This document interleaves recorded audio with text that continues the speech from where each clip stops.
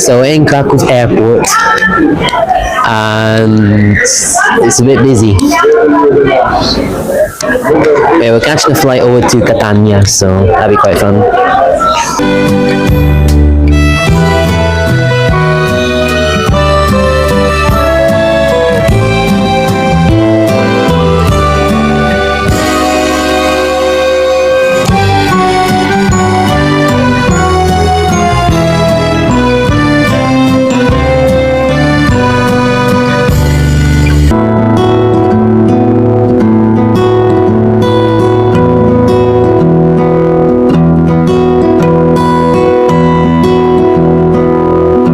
Only up from here.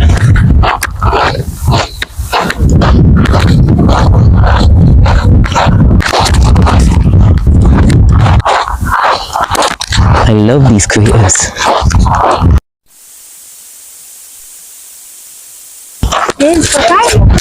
This is insane. And there's so many like craters and stuff, and there's like bombs of like past like volcanic eruptions. Look at this.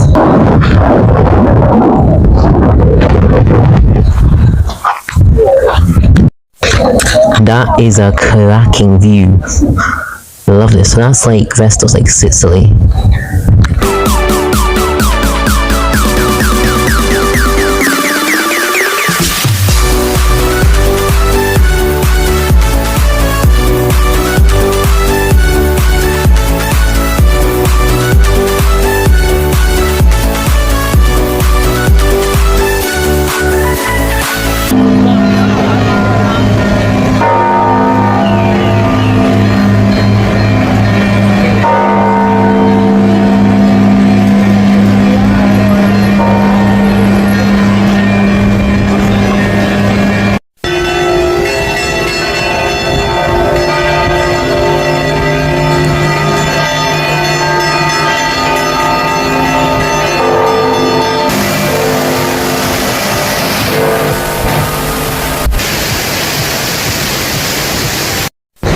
Now if I told you that everything that we've shot so far would be on one singular street.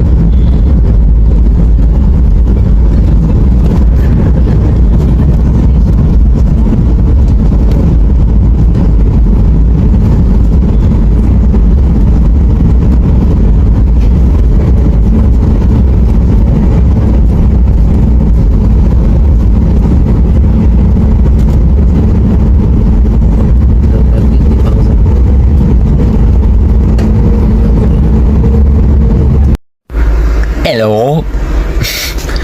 So we are off to the Our Mountains.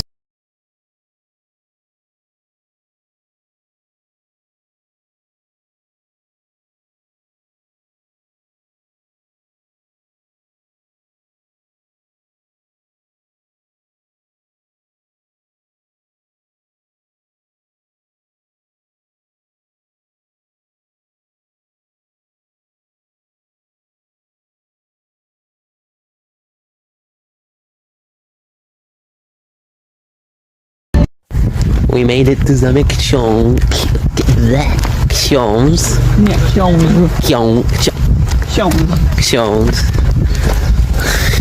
Hello, it's Audio John here and we're back reviewing Zamek Książ, or in English, Książ Castle.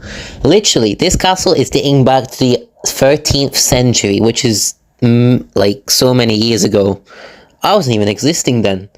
You see this castle like all over like the news and stuff, especially if you go like on weather forecasts in Poland, you see it as they show the weather forecast there. So anywho, It was founded in 1263, and it's the largest castle in the Owl Mountains. Third largest in Poland, behind the Malbork and Wawel Castle. And it's a popular site here in the specifically because it was run by some guy named Hans Heinrich V, who was a very big person, a very big thing back then. He was basically the first person that found this castle, essentially, and made some of these rooms. So just like a living room, a dining room, some of the bedrooms. Obviously, all the stuff that you see is like modern plus. And in fact, one thing I'll tell you is there's a family tree. If you go on the family tree of the website and stuff, there's actually still a family that is in the tree, which is the Peter Conrad family with Anne Maria. And they are still actually alive onto this day. And they have 2 kids who are also still alive. One of them mainly being Stephanie. And Stephanie played a big part in transforming some of the castle vibes that were taking place. For example, some of the modern like stuff going on in some of the bedrooms. The big dining hall, which you're about to see. Like, this is one of the designs when it's got turned like a modern styled, fashioned area. And honestly, it's quite a cool thing to see and to know what's inside this very like historical landmark. Because honestly, this thing has so much history. It was played a very big part in obviously Nazi Germany, which obviously World War II and stuff had a huge impact on everything. And by the way, when I'm zooming in like some of these like fact files and books, feel free to pause the video and you can like read over them if you want. Now this is my favorite like part, which is like the downstairs part. It's full of like so many different things and vibes and all that kind of pizzazz. So yeah, Nazi Germany played a big part, and eventually when Nazi Germany fell, so basically when the Berlin Wall fell and Nazi Germany was completely abolished, they kept some of the stuff here for itself, and then after that they renovated it. They got some of the history of it, some of the fact files of it, and they turned it into this, which is what you're seeing here today in 2025. And the family itself that lived here were very big musicianists, hence why you see loads of like pianos, musical instruments. Also a big hunting with all like, the weapons and stuff, and the hunting room, as we're on to right now. And honestly, the views from some of the towers and windows were just splendid. Seeing all of like the Owl Mountains and the Dolnośląsk area of Poland, which is where we were, and having those types of views is just magnificent. It's not like guest room, which got turned into like a mini like afternoon tea room. What else you call it in the UK? Why do they call it afternoon tea? I've got absolutely no idea. That's another family tree that they got as well. And this is a cool part. So we went upstairs. So it's basically all of the castle. You can't go through everything, I will say, because obviously restrictions and that, but you can get through quite a lot of things. Like, see, for example, that barricade, you couldn't go like down the hallway and stuff. You had to follow like round in other places. But hey, despite the restrictions, definitely worth a visit. Obviously, the views again, oh my golly.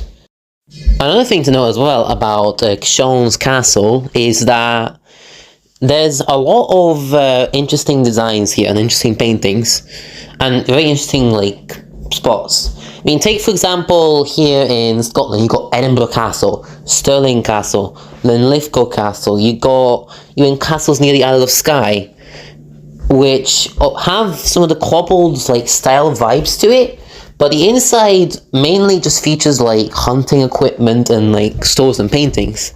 This is class like Eastern European, and this is commonly what you see when you go to like Eastern European countries. You see more of like an angelic, posh touch to everything, which is I think what moves the castle the most, and what moves like Europe and Wales like interestingly in terms of like slick and modern and stuff. Not criticizing the UK, because the UK is still a very nice country, but when you got some of the things that you've seen on presentation, think how much. I mean, look at this painting. Like, that painting is probably worth lots and lots of Polish zloty, which, by the way, is the currency in Poland. Not euros. Don't know why. Don't ask me why. Even though I'm Polish, I still have got no idea why it's zloty and not euros. Yeah, so that's Książ Castle. And by the way, this was my favorite room. This is like the dining room downstairs, like, area. As they call it in the castle, what? Come on, get to the thing. Well, it's like the main hall, the main like dining hall. This is where all the stuff happens, and it's the most posh area in the castle, especially this part. Like, wow. I mean, I'm struggling to say things. There's just like no words to describe everything. I mean, I was just recording as much as I humanly possibly can and just hoping for the best. That's my motto. And it's the white salon, as you call it. And yeah, you can still pause, look at some of the stuff, and you can just enjoy it. Enjoy the feeling, enjoy the vibe of everything. The games room as well. Play so many games. Obviously, you gotta keep yourself entertained, keep them stamina rolling and stuff. If you know, you know. And then you come outside. It's like the main garden area. So this is where, obviously, they used to go like props here, different flowers, all kinds of things. And yeah. Welcome to the Owl Mountains. And now it is time to head underground, as we are visiting an underground mine, which was used for, by the way, very nice and shiny rock. It's used for Nazi Germany to hide during, well, wars and stuff. So this is what they used to like hide down deep from and do like some of their missions down here. And obviously, when they got infiltrated and stuff, that's when bad things would have happened. And honestly, you got to see like so many different like showcases of different things going on there.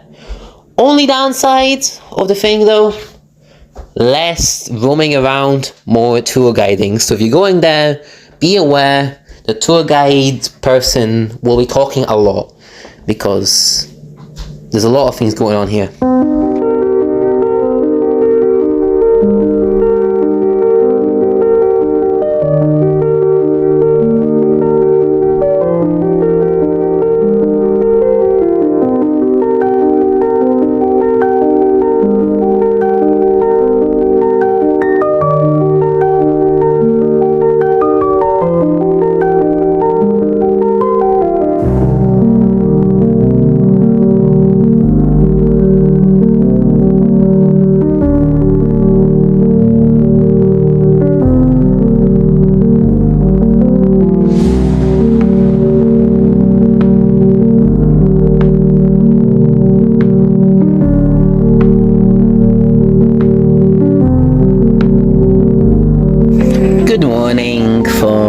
Somewhere in Lublin. So we're slowly making our way back over to the UK now, so we're going to head back to Gubin from Lublin. Hey, that sounds like a rhyme. I love that. Yeah, so we're slowly making our way back from Lublin to Gubin, and yeah, that's what we're going to do. It's like a 7-hour drive once again, so it's going to be quite long, but I'll take you guys with me, and hopefully it will be good.